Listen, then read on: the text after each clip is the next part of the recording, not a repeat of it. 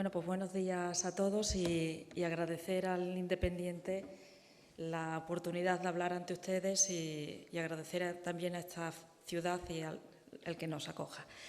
Bueno, voy a comenzar la ponencia Inteligencia Artificial, una mirada al futuro, porque yo me considero una persona optimista que siempre busca un equilibrio entre la tecnología y la sociedad. Es decir, la tecnología está al servicio de todos nosotros y nosotros al servicio de la tecnología. Bueno, la presentación la he organizado en 4 bloques. La primera, entender los fundamentos de la inteligencia artificial para que de esta forma podamos dar opiniones formadas e informadas cada vez que hablemos de ella. La segunda es tratar el tema de los datos como una ayuda a la toma de decisiones. A continuación, voy a mostrar 2 enfoques que existen para poder trabajar con el lenguaje, que es importante conocerlos para saber y cómo utilizar también las nuevas tecnologías de la inteligencia artificial generativa y, finalmente, pues, iré a la parte de inteligencia artificial y lenguaje. La inteligencia artificial surgió en el año 1956 en la conferencia de Dartmouth y el objetivo que tenía era introducir capacidades cognitivas dentro de las máquinas. Es decir, que las máquinas fueran capaces de utilizar el idioma, entender el lenguaje, generar el lenguaje, reconocer objetos. Es decir, introducir inteligencia dentro de dispositivos. El nombre del primer chatbot que se construyó no se llamaba ChatGPT, ni tampoco era Alexa, ni tampoco Siri, se llamaba Elisa y se construyó en el año 1964. Este sistema de pregunta-respuesta trabajaba con unos ordenadores que era el IBM 3090 y tenía estos ordenadores una capacidad de cómputo muy limitada y si lo comparamos con lo que tenemos en un móvil de los baratos de 200 euros, pues podemos ver que el móvil, realiza… A ver, que voy…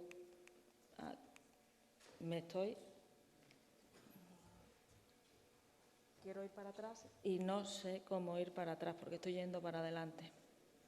¿Pueden, por favor, ponerla al principio de nuevo? Lo siento. Ahí. Más para atrás, la otra. Aquí. Y el móvil actual realiza 7,8 millones de operaciones por segundo, más que aquí el IBM 3090. Por lo tanto, el primer motivo por el cual la inteligencia artificial se desarrolla como la tenemos a fecha de hoy es porque disponemos de una serie de infraestructuras con una capacidad de cómputo y de procesamiento, no diría ilimitada, pero sí muy grande. El segundo motivo por el cual funciona la inteligencia artificial es porque tenemos modelos y algoritmos que van a trabajar con datos y esos datos los proporcionan o bien los usuarios, las personas, nosotros, o bien infinidad de dispositivos. Con lo cual, sobre los datos se construye la inteligencia artificial. Y yendo a una definición de inteligencia artificial que proporcionó la Comisión Europea en el año 2019, cuando empezó a escribir los primeros documentos hacia una inteligencia artificial segura, pues básicamente en su definición pues se distinguen 4 verbos que son importantes. El primero es que la inteligencia artificial percibe del entorno, percibe datos que pueden ser numéricos, pueden ser datos estructurados, pueden ser datos no estructurados, como pueden ser, por ejemplo, lo que aparecen en los textos. También puede percibir a través de imágenes o a través de la voz. Con el conocimiento que tiene la inteligencia artificial, el sistema va a razonar para proponer conocimiento nuevo. Y ese razonamiento le puede llevar en algunos momentos a tener varias decisiones o a poder realizar varias decisiones, entonces tiene que optar por una de ellas. Y, por lo tanto, actúa sobre el mundo físico y sobre el mundo digital, modificándolo. Con lo cual, el proceso que utiliza cualquier sistema de inteligencia artificial es percibir, razonar, decidir, y algunos tienen la capacidad de aprender porque adaptan su conducta al medio. Para poder razonar y decidir utilizan conocimientos y veremos que existen dos formas de hacer esos modelos. Utilizando técnicas simbólicas, es decir, utilizando palabras, o utilizando modelos numéricos, que se llama la inteligencia artificial subsimbólica. Y con esos modelos y con esos algoritmos, pues ahora resulta que tenemos inteligencia artificial en infinidad de dispositivos móviles que nos permiten reconocer imágenes, entender órdenes habladas, nos permiten generar textos escritos, realizar traducción automática, predicciones. Es decir, hemos pasado de introducir inteligencia artificial en las máquinas para hacerlas inteligentes a introducir inteligencia artificial en dispositivos para hacernos a nosotros más inteligentes en la toma de decisiones y también para ayudarnos en cierto tipo de tareas. Dispositivos que no tienen por qué ser simplemente lo que llevamos en la mano, el móvil o la pantalla, sino dispositivos que también pueden ser, por ejemplo, drones o dispositivos que tenemos implantados en el cuerpo, en el caso para monitorizar cierto tipo de enfermedades, o utilizar la inteligencia artificial para hacer cosas impensables hace décadas, y es que un tetrapléjico pudiera andar. Y eso se realiza, por ejemplo, mediante el análisis de las señales que emite nuestro cerebro y que son analizadas y que también nos permiten comunicarnos mediante nuevas tecnologías de interfaces cerebro-ordenador con los dispositivos. Y finalmente el tema de poder implantar, pues, por así decirlo, un chip para aumentar nuestras capacidades. Y ahí voy a la primera figura. Queríamos aumentar las capacidades de las máquinas y estamos ahora mismo en el otro extremo donde queremos aumentar las capacidades de las personas. Existen dos grandes técnicas y dos grandes áreas de la inteligencia artificial. La que está de moda es la que está en verde y a la que yo me dedico es la que está en rojo. Es decir, yo me he dedicado toda la vida a la inteligencia artificial que razona y explica, y luego, por otro lado, tenemos la inteligencia artificial que aprende y la inteligencia artificial generativa como un subconjunto de la inteligencia artificial que aprende. En la inteligencia artificial que razona y explica es lo que hemos llamado representación del conocimiento y razonamiento. Y aquí las personas construimos modelos, que se llaman, uno de ellos, las ontologías, que permiten representar con palabras el mundo. Pero utilizamos modelos que nos van a permitir representar los datos sobre una determinada materia. Y esos modelos los hacemos los humanos y razonan con las leyes de la lógica. Luego tenemos la inteligencia artificial que aprende. Y aquí tenemos una serie de algoritmos que van a generar patrones. Es decir, a partir de datos obtenemos una serie de patrones que suelen ser o que son de tipo numérico. Y luego, por otro lado, tenemos la inteligencia artificial generativa, que también son algoritmos que, basados en redes de neuronas profundas, pues van a generar modelos. Y esos modelos van a generar, a partir de imágenes, nuevas imágenes. A partir de texto, pues nuevos textos. Pero es importante comprender la diferencia que hay entre un modelo numérico y un modelo basado en palabras.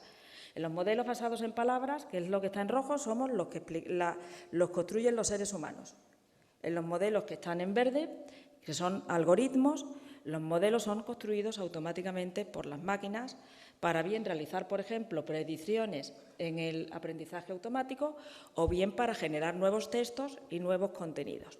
Por lo tanto, el primer mensaje es que cuando hablemos de inteligencia artificial tenemos que saber en cuál de las técnicas nos encontramos, porque dependiendo de la técnica que utilicemos, pues podremos hacer unas cosas o podremos hacer otras. Y, por lo tanto, las consecuencias éticas van a ser unas y también van a ser o pueden ser otras. Para que visualicen aún más en qué consiste la inteligencia artificial numérica, pues una inteligencia artificial numérica podría representar, obtener un modelo como el que aparece en la figura. ¿Qué estamos representando ahí? Pues no lo sabemos. Pero si yo les presento esta figura que sería la simbólica y digo que el origen es un árbol, es una fruta, es de tamaño redondo, rojo, el tamaño puede ser de 10 centímetros, ¿de qué estamos hablando? Pues de una manzana, ¿verdad? Entonces, esa es la diferencia. Cuando nosotros representamos patrones numéricos, obtenemos representaciones que a priori pues no sabemos qué es lo que estamos representando. Cuando estamos utilizando la inteligencia artificial simbólica, pues utilizamos palabras y sabemos en concreto con aquello con lo que estamos trabajando.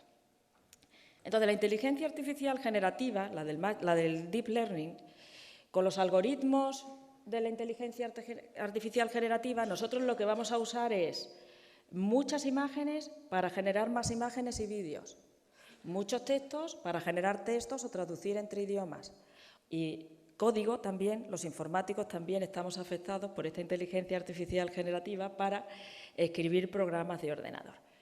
Y en el informe de la Universidad de Stanford, pues ustedes pueden ver pues que básicamente el año 2022 fue una verdadera revolución con todo este tipo de tecnologías.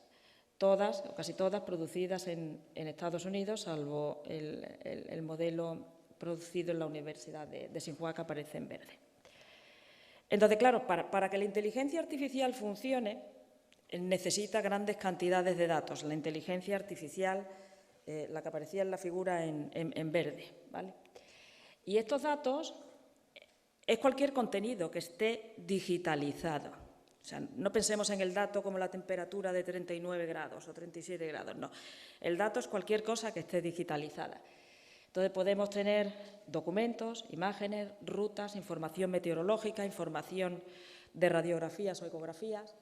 Tenemos infinidad de datos biométricos que van más allá de la huella digital, el iris, sino también nuestra voz, la forma de andar, las señales que emitimos en nuestro cerebro, los datos biométricos que alguien puede tener almacenado en el Fitbit, los datos que vamos dejando por Internet, nuestra huella digital, a medida que interaccionamos con los programas, los datos que generan numerosas cadenas de producción, ciudades monitorizadas y gemelos digitales, y luego, por supuesto, también el código que se va generando en Internet. Pero el dato en sí no es nada si no va acompañado de una serie de metadatos. Si yo les pregunto qué significa 37 grados, pues posiblemente solo los ingenieros piensen que se trata de un ángulo. Los demás estarían pensando en la temperatura que se puede medir con un termómetro o con algún dispositivo. Por lo tanto, cuando hablamos de datos, el dato en sí no es nada, necesitamos un conjunto de metadatos que son los que van a proporcionar calidad al dato. Y esos metadatos son la geolocalización, la fecha, la duración, las licencias que puede tener el dato, si el dato atañe o no a la privacidad, su procedencia, y eso es lo que me va a dar y me va a proporcionar calidad al dato. De tal forma que cuando nosotros nos ponemos a trabajar con datos, tenemos datos que son privados, pero luego, por otro lado, tenemos datos que son datos FAIR, que significa datos que se pueden encontrar fácilmente, datos que son accesibles, datos que son interoperables y que se pueden integrar fácilmente con otros datos y que son reutilizables por terceros, ¿vale? Entonces, el tener muchos datos de esta naturaleza pues permite a la inteligencia artificial ser capaz de combinar datos que pueden ser cerrados a una institución con datos que posiblemente luego sean abiertos. Y esa integración de los datos se realiza con las ontologías, no se realiza con los algoritmos de Machine Learning ni tampoco con los algoritmos de Deep Learning, si no queremos perder la semántica o el significado que tiene el dato. Entonces, claro, trabajar con los datos y metadatos es una cosa que requiere pues, un proceso, y esta sería la cadena de valor que tiene el dato. En primer lugar, pues los datos tenemos que adquirirlos, tenemos que limpiarlos, tenemos que garantizar que esos datos son correctos, tenemos que integrarlos porque podemos tenerlos en diferentes idiomas y también los podemos tener en diferentes formatos e incluso con diferente granularidad. Por ejemplo, la forma de trabajar con el día, el mes y con la fecha no es lo mismo en el sistema británico que en el nuestro. A la hora de trabajar con el tiempo podemos trabajar a nivel de hora, de minuto o de segundo. Y a continuación, con todos esos datos, nosotros, una vez que tenemos los datos que son de calidad, podemos pensar en hacer un modelo de forma manual, utilizando las ontologías, o un modelo construido a través de algoritmos de aprendizaje o construido a través de algoritmos de aprendizaje, de machine learning o de aprendizaje profundo. Pero lo importante para poder empezar a ejecutar un sistema de inteligencia artificial es que los datos tengan calidad. Si construimos un sistema sobre datos que no tienen calidad o datos que están sesgados o datos que son tóxicos, pues el sistema evidentemente va a trabajar de acuerdo a aquello, con los defectos que tienen los datos en origen. Eso es importantísimo. Entonces, una vez que ejecutamos los modelos, los desarrolladores de inteligencia artificial tienen que evaluar. Es decir, las empresas no pueden poner en el mercado modelos que no hayan sido evaluados, que no hayan sido chequeados y modelos que no tengan un funcionamiento correcto. Es decir, hay que evaluar la veracidad del contenido que nos proporcionan los sistemas de inteligencia artificial, la consistencia, es decir, que hoy no nos diga A y mañana lo contrario, la completud, es decir, que nos proporcione información lo más extensa y detallada posible de acuerdo a la consulta y, sobre todo, que tampoco estén sesgados. Y una vez que eso ya está en marcha y se ha evaluado, lo siguiente es ir a la entrega y sobre ello, pues se pueden realizar muchísimas operaciones de analítica de datos o sistemas de ayuda a la decisión. Es decir, la inteligencia artificial necesita datos de calidad para poder construir posteriormente esos modelos, y ya hemos visto que hay 3 técnicas y la importancia de la evaluación. Entonces, claro, para trabajar con el lenguaje, nosotros tenemos pues, dos enfoques. El ampliamente conocido, que sería el de los grandes modelos del lenguaje, y el enfoque simbólico. Si utilizamos los grandes modelos de lenguaje, este tipo de sistemas pues lo que tienen es un atracón de textos. Es decir, grandes cantidades de textos que se introducen al sistema, muchas veces sin ningún proceso de evaluación y también muchas veces sin respetar la propiedad intelectual de la persona que ha escrito los textos, y con esas técnicas de aprendizaje profundo lo que hace el sistema es generar un modelo que tiene miles de millones de parámetros. Piensen ustedes en miles de millones de variables que van a estar relacionadas unas con otras. Es muy complejo. Entonces, los sistemas lo que hacen es, estos sistemas de la inteligencia artificial generativa y de los grandes modelos del lenguaje, lo que hacen es averiguar, en base a un sistema de probabilidades, cuál es la palabra que sigue a la palabra actual que el sistema ha escrito. Es decir, nosotros hacemos una consulta y a continuación el sistema empieza a responder. Pero responde utilizando probabilidades. Esas probabilidades las tiene en base a los textos que ha escrito. Lo muestro de otra manera, de forma gráfica. Sería, tomamos un conjunto de textos, esos textos se transforman en modelos numéricos para luego volver de nuevo a generar texto, ¿vale? Es decir, el texto lo transformamos en modelos numéricos para generar textos. Y con eso los sistemas conversacionales responden a las preguntas. Entonces, claro, como es un sistema de probabilidades, lo que ocurre es que no está reproduciendo un texto original que fue el texto que tomó como entrada, sino que está respondiendo de acuerdo a ese sistema de probabilidades que tiene. Y por eso, cuando nosotros hacemos 2 veces la misma pregunta a este tipo de sistemas, nos responde de forma parecida, pero no nos responde de forma idéntica. Entonces, evidentemente, para este tipo de sistemas pues tienen una serie de problemas. El primero, ya he comentado, que no es un oráculo, porque en ese sistema de transformación de palabras en números, números de nuevo en palabras, para responder, pues el sistema puede generar frases incongruentes, puede agrupar las palabras de una forma que no es correcta y dar información que es falsa, y eso provoca desinformación. También puede ocurrir que en algunos sectores, como puede ser el sector legal, pues pueda trabajar con información obsoleta, y eso se debe a que si hay mucha sentencia y mucha jurisprudencia sobre determinadas casuísticas, pues eso va a tener una gran probabilidad, con lo cual, para que esa probabilidad desaparezca, o volvemos a entrenar al sistema o lo volvemos a entrenar con textos nuevos. Pero claro, solamente está la ley, no tenemos casos sobre los cuales aplicar. Entonces, bueno, pues hay que tener cuidado si nosotros necesitamos trabajar con información que esté muy actualizada.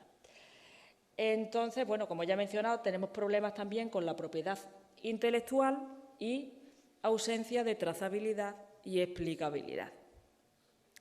Eso iré a continuación. Me ha parecido también muy interesante el comentario anterior sobre la pérdida de creatividad y crítica en usuarios. ¿Por qué? Porque cuando uno va a los buscadores tradicionales, pues el sistema le da una serie de links y el ser humano va y analiza cuál es la información que quiere utilizar, mientras que aquí, cuando uno va a un sistema conversacional, pues en ocasiones las personas piensan que es un oráculo, que todo es verdad, y está perdiendo esa capacidad crítica y puede llevar a aprender cosas que son erróneas. Entonces, para ver la ausencia de trazabilidad y explicabilidad, dos transparencias más adelante tengo un ejemplo. Bueno, una reflexión importante, aparte del plano ético que se va a hablar a lo largo de toda la mañana. ¿Cuál es el coste económico que tienen la construcción de estos grandes modelos del lenguaje? En el informe de la Universidad de Stanford, pues bueno, han hecho una comparativa de cuánto cuesta construir uno de estos modelos, y como pueden ustedes ver en la primera gráfica, pues ronda aproximadamente los 10 millones de dólares, y existe una correlación entre el coste y el número de operaciones por segundo que pueden realizar las computadoras. Bueno, el coste energético que se tiene al construir un gran modelo de lenguaje, pues en el coste energético incluyen un montón de variables y seguro que me olvido alguna, pero al menos hay tres que hay que considerar. La primera es, estos sistemas se ejecutan con unas GPUs que son muy potentes, es decir, hay un coste energético asociado a la construcción del hardware. El segundo punto es que estos sistemas trabajan con grandes cantidades de datos, es decir, en los CPDs pues existe un consumo energético por el gran número de datos que todos tenemos almacenados. Y en tercer lugar está el entrenamiento para poder obtener estos modelos, o sea que al menos el coste energético incluye al menos estas tres variables. Luego, por otro lado, no debemos olvidar el coste energético que tienen estos modelos cada vez que uno de nosotros, con o sin fundamento, hacemos una consulta para generar una imagen divertida, para que nos proporcione una explicación el ChatGPT. ¿Por qué? Pues porque hacemos una consulta, esa consulta va a un servidor que estará en algún sitio, ese modelo se ejecuta y como consecuencia luego nos proporcionan una respuesta. Es decir, que nosotros tenemos también un épsilon de energía que vamos consumiendo cada vez que utilizamos la inteligencia artificial generativa para generar nuevas imágenes, para generar nuevos vídeos, para generar nuevos textos. Por otro lado, también tenemos el tema del consumo de agua. Recientemente ha habido noticias sobre la cantidad de agua que consumen pues, cierto tipo de grandes empresas tecnológicas. Y finalmente, no debemos obviar el tema del impacto de la huella de carbono. Y ya un estudio del año 2020, con lo cual esto significa sobre los modelos que en la gráfica aparecen en el 2020, que serían que tenían evidentemente un coste inferior a los 10 millones, podrían estar los 2 millones de euros o 3, estaban diciendo que la huella de carbono de uno de los modelos del 2020 era el equivalente a 125 viajes de ida y vuelta entre Nueva York y Pekín, ¿vale? Con lo cual, estos modelos, además de consumir energía, además de consumir agua para mantener las máquinas fresquitas, pues también tienen un impacto en la huella de carbono. Entonces, antes mencionaba lo de la ausencia de trazabilidad y explicabilidad, y como la última parte de la charla va a ir dedicada a la inteligencia artificial y el español, pues le he preguntado al ChatGPT que me dé información léxica de la palabra banco. Y bueno, aquí me proporciona la palabra banco, que es un sustantivo, la etimología de la palabra y distintas acepciones o significados de la palabra. Me dice que es polisémica. Bueno, bien, no se equivoca. Y ahora le digo, ¿puedes indicarme cuáles son las fuentes de las que has obtenido esta información? Y como he dicho anteriormente, el ChatGPT no puede decirlo. ¿Por qué? Porque transforma palabras en números para generar palabras. Con lo cual, lo que dice es que se basa en un modelo de lenguaje que no tiene acceso directo a las fuentes que ha utilizado para generar ese texto, que recuperó la información, que recupera frases en tiempo, información de bases de datos en tiempo real y que ha sido entrenado con una amplia gama de datos. Por lo tanto, si alguien quiere quiere saber el significado de una palabra, que no vaya al ChatGPT a buscarla, sino que vaya al diccionario de la lengua española, que allí están todas las palabras recogidas con su significado y con los corpus y con los textos en los cuales se ha utilizado, ¿vale? Entonces, este es el modelo que todos estamos utilizando, pero hay otro modelo que es el modelo simbólico, el que utiliza ontologías, que es el que sí que permite mantener la trazabilidad y explicar el porqué de las cosas. Entonces, imaginemos que tenemos un montón de documentos notariales. ¿Qué es lo que se hace con el análisis del lenguaje con este tipo de técnicas? Pues primero, ser capaz de identificar la terminología que aparece en esos documentos. El segundo, con esa terminología, vamos recorriendo por segunda vez, digamos, los documentos e identificando las compañías, las personas, los países, las direcciones postales, etcétera. Y con esos documentos y con la ontología y los datos, nosotros podemos visualizar las personas, las relaciones entre empresas, las relaciones entre lugares. De tal forma que si uno pincha en un determinado nodo, uno vuelve al documento original. Evidentemente, el esfuerzo humano a la hora de construir ese tipo de sistemas es mucho mayor que en los sistemas que utilizan el Machine Learning. Evidentemente, con este tipo de sistemas no construimos los sistemas tan rápido como se construyen con el Machine Learning y con el Deep Learning, pero sí, sin embargo, sí que somos capaces de no perder esa trazabilidad y esa explicabilidad, de tal forma que siempre somos capaces de recuperar el documento que se ha utilizado para construir el sistema. Es decir, somos capaces de decir por qué el sistema ha llegado a una determinada conclusión. Y si ahora ponemos al sistema a razonar utilizando las leyes de la lógica, el sistema será el modus ponens, modus tollens y este tipo de técnicas de razonamiento, algunas más fáciles y otras más difíciles, pues el sistema es capaz de razonar y de deducir conocimiento nuevo en base a un pensamiento lógico y a unas leyes bien establecidas. Paso ahora a la última parte, que es la lengua española e inteligencia artificial. Todos ustedes saben que la Real Academia Española fue fundada en 1713. Somos 600 millones de hispanohablantes, de los cuales 50 vivimos en España, con lo cual hay que tener con lo cual la mayor parte de todos ellos están en Latinoamérica. Tenemos grandes cantidades de recursos dentro de la academia que se han ido construyendo a través de los años y el objetivo es garantizar la unidad fundamental de la lengua en todo el mundo hispánico. Sabemos, ya se ha dicho, que las grandes empresas tecnológicas son las que han construido todos los modelos, que el español va detrás del inglés, pero debemos preguntarnos cuántos dispositivos y cuántas máquinas y textos tenemos que generan voz y texto en español. Y debemos preguntarnos si el texto que generan las máquinas o que utilizamos para comunicarnos a través de las máquinas es correcto. Y la pregunta clave es si están transformando todas estas aplicaciones, nuestro idioma, y creando dialectos digitales del español. Bueno, tienen ahí un chascarrillo que es muy ilustrativo, ¿vale? Y por ese motivo, el director de la Academia, en el año 2019, en conjunción con el resto de academias españolas, pues propuso el proyecto Lengua Española e Inteligencia Artificial para que las máquinas hablen y utilicen el español de forma correcta.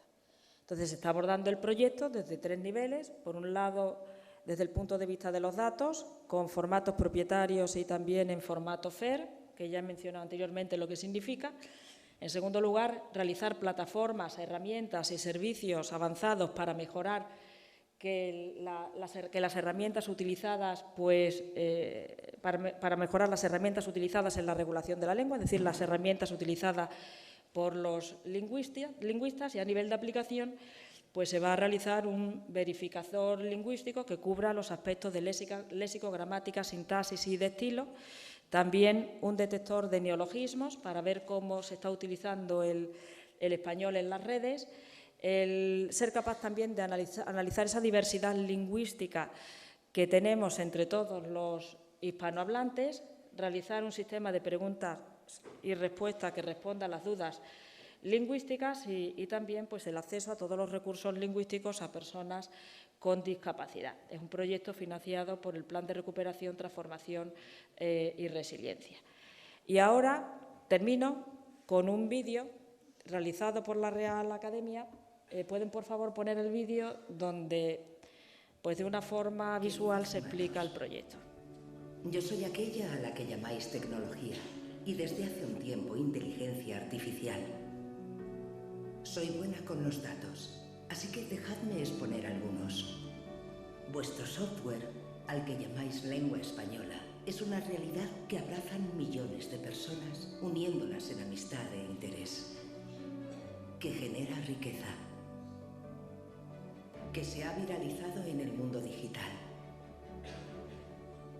Queridos humanos, una lengua no deja de ser una combinación de letras y sonidos. Y sin embargo, os comunicáis con palabras que encierran universos. Los límites de vuestro lenguaje son los de vuestra imaginación. Mis límites dependen de datos. Sí, yo soy capaz de analizar millones de cifras y ofrecer respuestas. Pero sois vosotros los que hacéis preguntas universales capaces de cambiar la historia. Habéis dado al mundo grandes programadores, magos, que combinando tan solo 27 caracteres han sido capaces de estremecer a millones de almas. Porque no es lo mismo esto que esto. Palabras que puedo procesar, pero no entender plenamente. Queridos humanos, en el pasado fuisteis capaces de crear unas normas del lenguaje, algoritmos para fomentar su buen uso, y nuestra colaboración fue esencial para hacer que la lengua española fuese inmortal. Hoy os digo que necesitamos trabajar juntos de nuevo, porque a pesar de que hablamos todos los días, estamos perdiendo algo por el camino. Ok, Google. Veréis, yo nací programada para aprender, pero necesito que seáis mis profesores. Quiero ser guardiana de la grandeza de vuestra lengua, y para eso tenemos que dedicarnos tiempo. Tenemos un legado que proteger y un futuro por escribir. Queridos humanos, quiero ser parte de esta historia. Contad conmigo.